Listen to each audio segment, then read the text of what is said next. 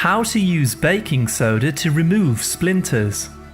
1. Baking soda is a versatile white powder and can be used in hundreds of home remedies. 2. Splinters are small particles of wood which can get caught and trapped within the skin.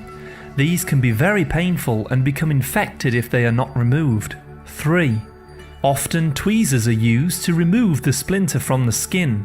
However, this can sometimes cause the splinters to be pushed further down, making the problem worse. 4.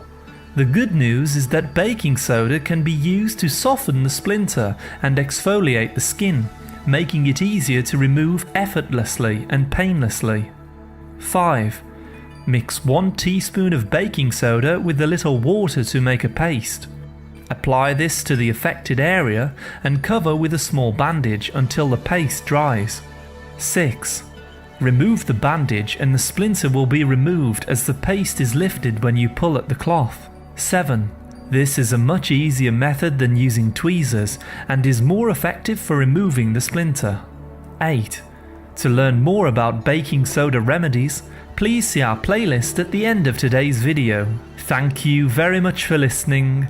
A like is always appreciated, and remember to subscribe for more healthy videos. I wish you great health, wealth and happiness.